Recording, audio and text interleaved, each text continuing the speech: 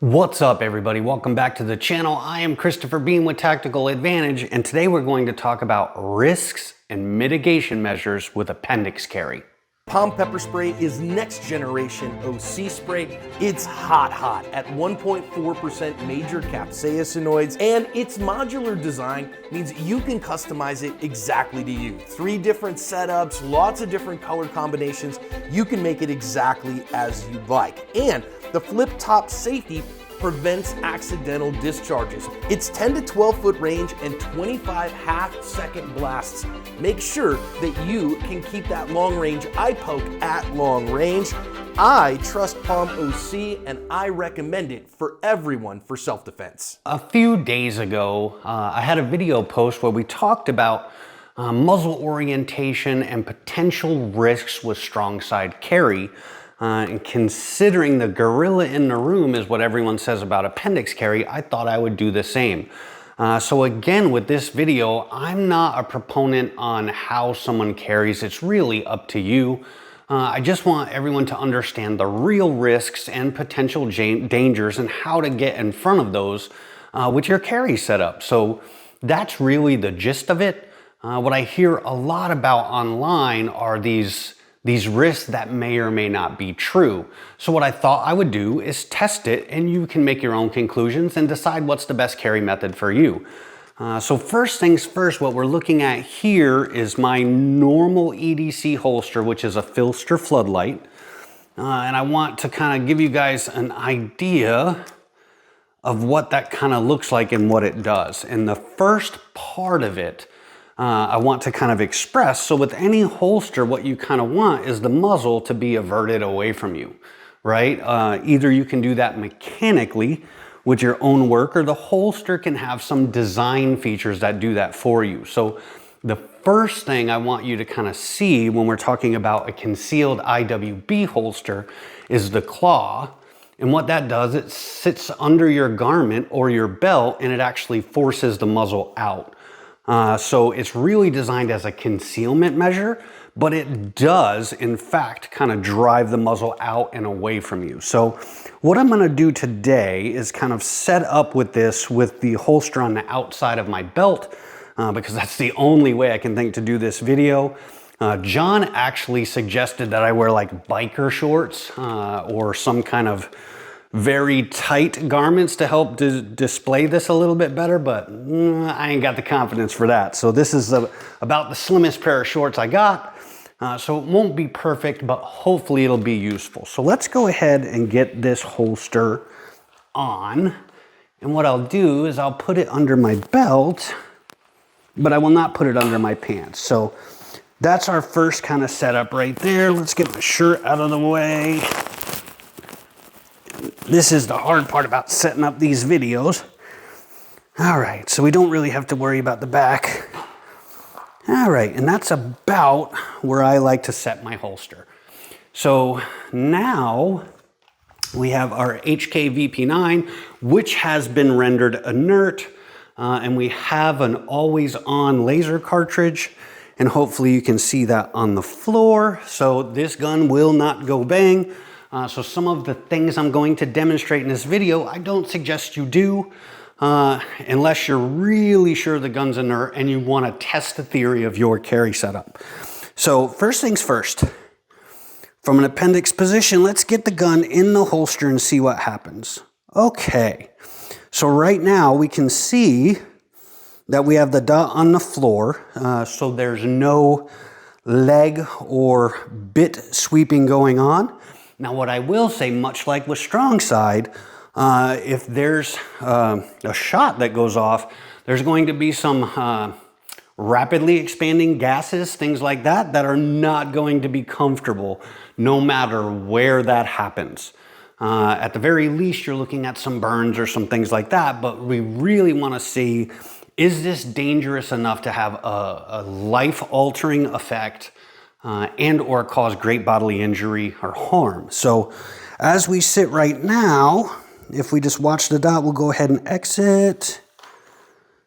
No problem there. Reholster. No problem there. So if we think about the things we're trying to protect, our legs, our feet, things like that, we're really looking at our femoral artery, our popliteal artery, the tibial artery, and the peroneal artery that feeds the feet. So the legs are a pretty vast and expansive group of blood vessels that you do not want to be putting bullets in. So that's where we'll start. So right now this holster is set up just a holster underneath the claw, and we're actually pretty good right there. But let me show you how I actually carry. The other thing that's involved with appendix carry, if one chooses to use it, are wedges. And wedges are set up on the back of your holster to push the muzzle out and push the butt of the gun in to aid in concealment.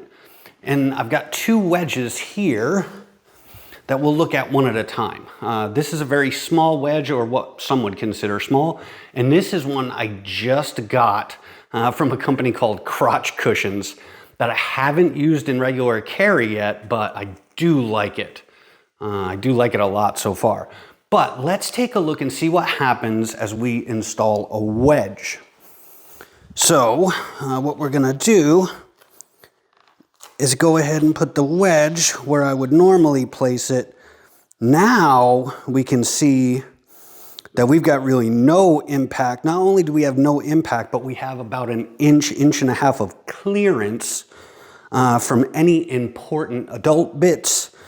Still no sweep of the leg whatsoever. So again, really what we're worried about now is if we had a discharge within the holster, would be gas. And that's gonna be a problem no matter where you put your gun. You're gonna catch some kind of injury or some kind of mild burn from that. But we certainly don't want that either. But let's go ahead and do that again. So we'll gun out of the holster, no issue.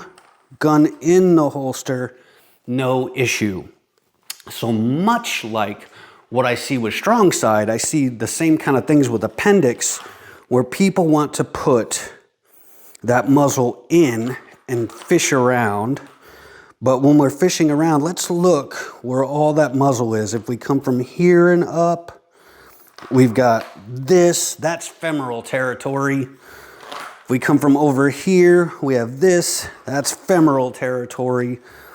Come from up here and do that, now we're looking at an abdomen shot that's going to take out a whole bunch of important digestive bits and probably exit out the bottom. Would not be a solid day.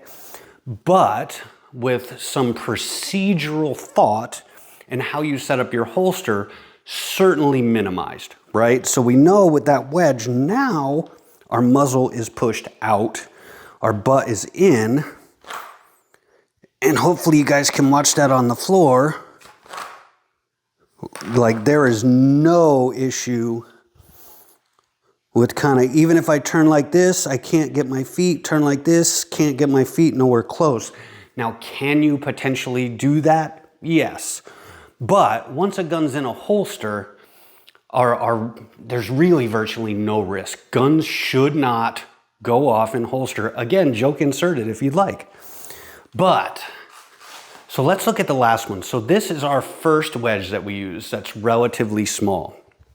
Now this, the crotch cushion wedge, is really designed for comfortability, to get hot spots away from your holster, things like that. But I have a sneaky suspicion that this is going to make a huge impact on where our muzzle is oriented. So yeah, look at that. So now my butt of my gun is tucked in very hard against my abdomen. But if we look out, so we're probably at an angle like that with the muzzle. And we have material from the holster and material from the cushion protecting any parts in this area. But again, now I can do a full hip rotation and we see no foot crossing, certainly no leg crossing. The leg crossing, you just need to think about where are you placing your holster. Are you too deep in the pocket that's risking your legs? Or are you too close to center that it's causing hot spots, pinch points, or potentially issues on the other side? But with this one, with this large cushion, so yeah, you guys can see, look how far out that is now. Normally under clothing, that's not gonna be an issue with it sticking out so far because the garment will be holding it back, and it still has excellent kind of muzzle deviation or muzzle away from you. So there's that. So I think with all of this said, is there as much risk as people think with appendix carry? I would profess probably not. Now, I think there is risk involved, as with carrying a gun or administratively handling gun. There's absolutely risk. But I think what we border on with how some people feel about appendix carry is superstition. When we actually go and see what's happening with the gun, we really don't see much of an issue. So we're gonna go ahead and put our small wedge back on, and we're gonna do a couple draws just to kind of see. And this will be quick for you guys, so I don't know if you'll be able to see the dot, but I'll pay attention. So yeah, boom to boom, no issue whatsoever. No issue whatsoever. So those are the big risks we need to watch for. Is the holster canting inward into your body, and do you have body in line with bore? All of those things are easily dealt with just procedural thinking of your draw or how you handle a gun going in and out of the holster. Understanding where the risk places are for your body type, and then moving your gear around you to figure out how you minimize all of those potential errors. So with that all said, I mean, I don't think appendix carry is as scary as people think. I think what happens is, just by nature of being humans and want to protect sensitive parts of our body, we give it more power or assign more risk to it than is really necessary. So hopefully this is helpful for you guys. Take a look at how your carry setup is. I'm not saying you need lasers, but if you pay a little bit of attention and set up your gear in such a way that you understand how to get in front of it, it's really not as hard as you think. The last thing I'll part with, if you didn't have a wedge or chose not to use a wedge, which is fine, what is a simple way that you can avoid the most dangerous parts of administrative handling of a gun from the appendix position? And it's going to be much like we had with strong side carry of kicking the hip out. So when you're holster or drawing or reholstering the gun, you simply need to think about forcing your hips forward. Just like at strong side, we forced our hip to the right or to the left, depending on your orientation. But the moment we push our hips forward, you notice we bring that bore far away from us. So that little bit of movement makes a huge impact on what the bore is doing. So if we look from a reholstering perspective, we bring our hips out, make sure our cover garment is clear, and there you go. No muzzle sweeping whatsoever. So hopefully those are a few tips. And, you know, maybe we'll make another one. If I can try and figure out a better way to capture this, I'll try and do more with draws at speed, and I'll slow them down for you guys. But that's what I have for you today. So hopefully it helps. I will see you guys next time. Thanks.